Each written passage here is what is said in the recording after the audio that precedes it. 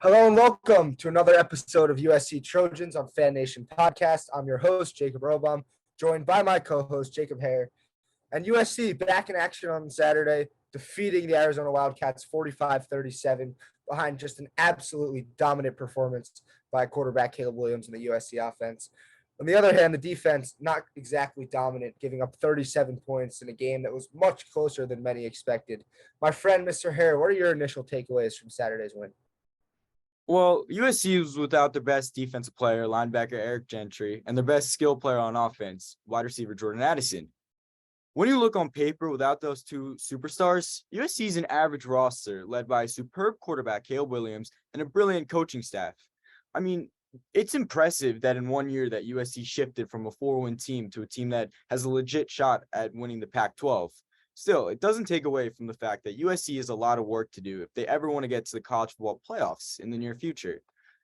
The defense was just unacceptable. I mean, Arizona, they're a solid offense, but when they're playing teams like Cal and Colorado, they look like they're a great offense. USC should have made them look like a bad offense. So my thing in this game was that USC let Arizona walk all over them. Sure, there was a lot of plays where, especially the first touchdown by wide receiver Dorian Singer of Arizona, where he had that amazing one-handed grab. You can't control that, but there were so many plays that USC was giving up that just led to too much yardage in the game that put Arizona in the game until the end. So I was just disappointed by the defense, but on the bright side, I mean, this is maybe the best offense that the Pac-12 has seen in recent years. Caleb Williams is a superstar, and I mean, if it wasn't for Hedon Hooker and CJ Stroud, he'd probably win the Heisman this year. I mean, 5 touchdowns, and he was leading a team without their first and second wide receivers. So Caleb just impressed me yet again, and I'm still excited to see what he can do for the rest of the year in year 3, but this just solidified that he's a superstar. Yeah, I mean, you hit the nail on the head. 411 yards, 5 passing touchdowns. It doesn't get much better than that. And we talked about last week if the absence of Jordan Addison would impact this team. And clearly, offensively, it did not. Taj Washington, obviously the leading receiver, 7 catches, 118 yards, and 2 touchdowns. That was an impressive performance by him and really a great job by this whole entire receiving corps to step up in wake of Addison's absence. And I think when you look at it, it wasn't the bounce back game that we had hoped for. USC's offense, they were good against Utah. We didn't need to see anything else from them. They just keep rolling. They've been great every week, all 8 games. But the defense, on the other hand, just really, really disappointing to see them come out and give up 543 total yards of offense, including 380 through the air and 163 on the ground. Just really a bad performance defensively. And after a bad performance against Utah, as a USC fan, you have to be disappointed, as the coaching staff can't be happy with how their team has performed defensively. Because at the end of the day, when you play a team like UCLA down the stretch, or even Notre Dame, if you have a bad game defensively and your offense doesn't do as much as it's been able to do against these lesser teams, you could be in serious trouble against better teams like that.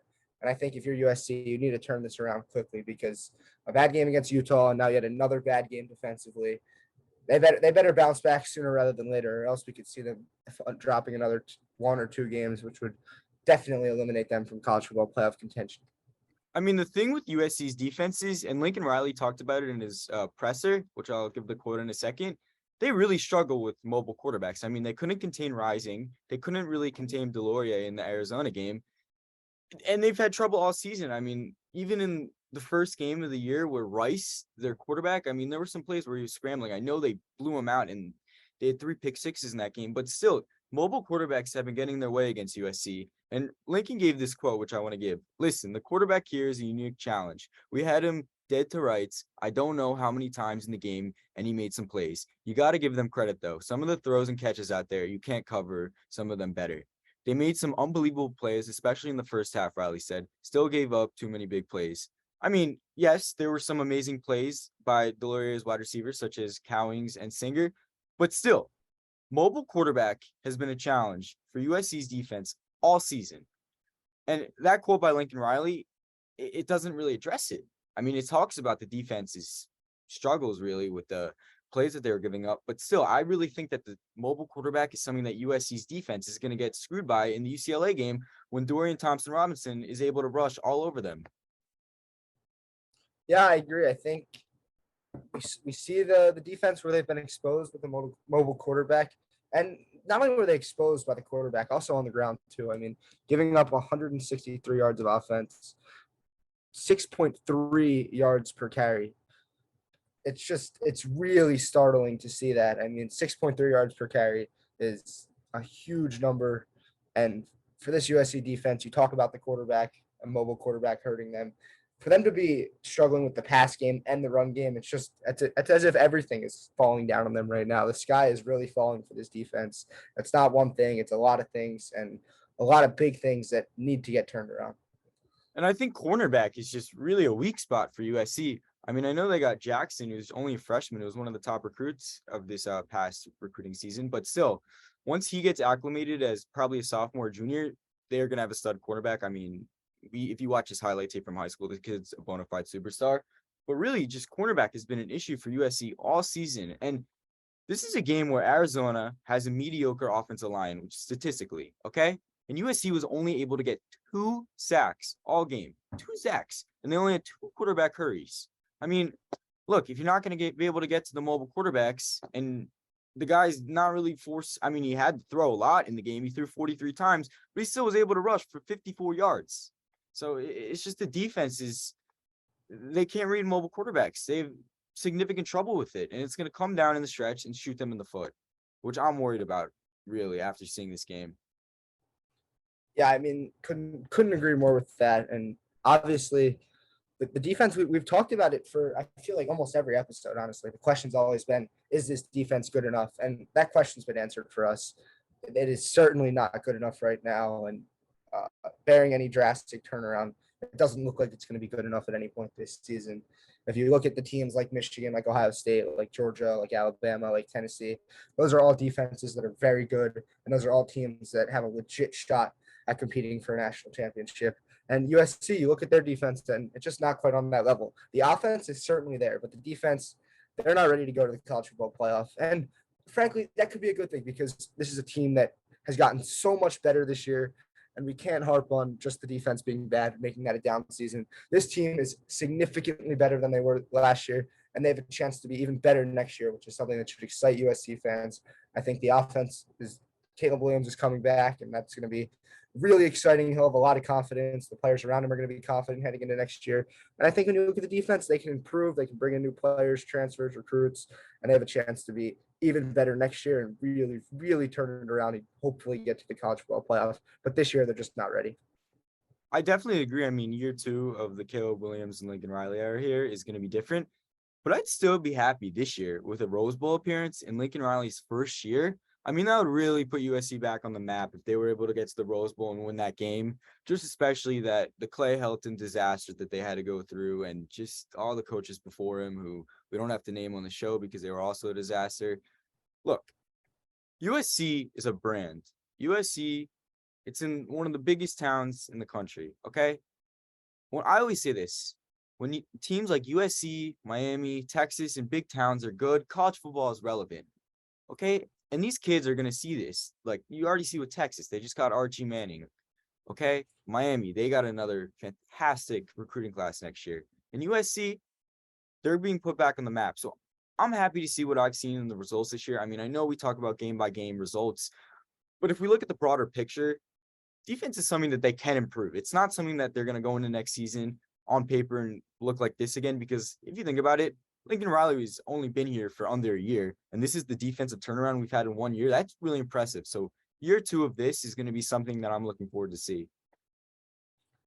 Yeah, I completely agree. And we keep talking about last weekend's game. I want to turn it over to this week's opponent, the University of California.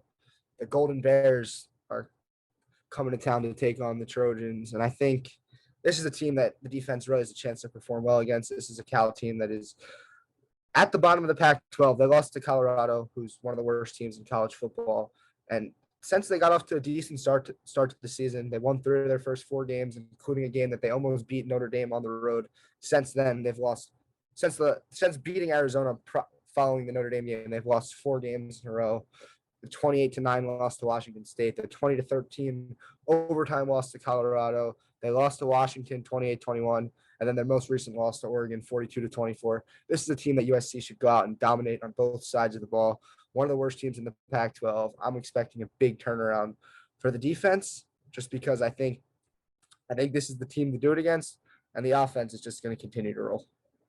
I definitely agree. I mean, look, you talked about it. They lost to Colorado. Colorado is one of the worst teams in college football, not just the Pac-12, all of college football. I expect USC to go out there. I mean, look, it's homecoming weekend here at USC. It's going to be – the crowd's going to show out. It's a night game. It's a 7:30 Pacific start time. This is going to be a game where USC is going to see the home crowd. USC hasn't played a home game in a while. They're going to go out, and I feel like they're going to embarrass Cal. Cal's just not a good team. I mean, they allow a lot of rushing yards, and this is a game where Travis Dye is going to have to get the bulk of the carries. And I would like to see Austin Jones get involved. I mean, he's not really been apparent in the offense the past few weeks, but look, I really expect the blowout in Cal, and I'm predicting a 42-13 score USC win. Yeah, I mean, Cal last week against Oregon, Bo Nix passed for 412 yards, and that was despite throwing 2 interceptions. So I think Caleb Williams, the quarterback, he doesn't turn the ball over very much. He just had 411 yards passing last week, and now a chance to go out and dominate once again. Hopefully, we'll see Jordan Addison's health still up in the air. I honestly, I wouldn't expect them to rush him back, especially it being against Cal. It's not like USC lacks receivers. They have plenty of talent. They don't need Addison yet. Let him get healthy. These other receivers are more than capable of stepping in for Addison. And I think I'm looking for the offense to dominate again, and I'm looking for this defense to come out and show that they're better than they've been, because I think they are better than they've been. They've been really bad recently, but I think they can be better. I agree. I mean, we talked about it in the past 2 episodes. Their calling card is turnovers. So this is a game where they can force a lot of turnovers, either by fumbles or interceptions, because I think they're going to be able to get to Cal's quarterback, whatever that's Jack Plummer or Kai. So we'll see what happens with that. But I'm really expecting a USC defensive turnaround, as you said. Yeah, and the other thing I want to talk about is Bo Nix against Cal last week. 12 carries for 59 yards and 3 rushing touchdowns. Certainly look for Caleb Williams to use his legs and be mobile, scramble outside the pocket.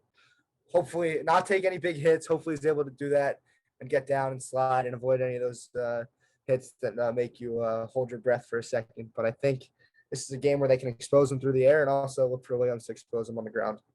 For sure. I mean, Cal's a healthy team. Look, we might not have Mario and we might not have Addison, but I still expect on paper we're the better team. So I expect a blowout.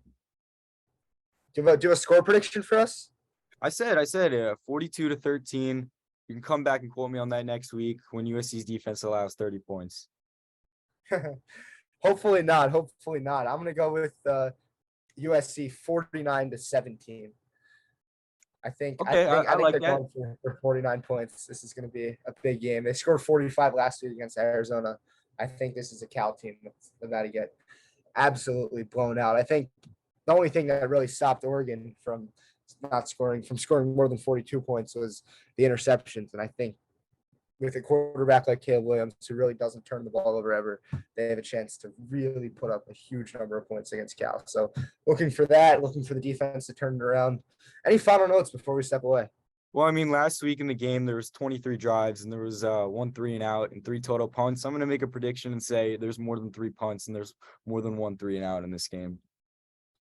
Yeah, I think you're going to be right on with that prediction. I think Cal's going to have some 3 and outs. I think this defense, they haven't been good, but I think they're going to turn it around against Cal, hopefully, and give USC fans some hope going forward. But the offense, expecting more of the same. The defense, expecting a turnaround. And we'll see you guys next week, USC and Cal, 7:30 Pacific on Saturday, 10:30 Eastern. I'm your host, Jacob Erlbaum. Thank you for joining me and my co-host, Jacob Hare. We'll see you guys next week. Go Trojans. Thanks for listening and fight on.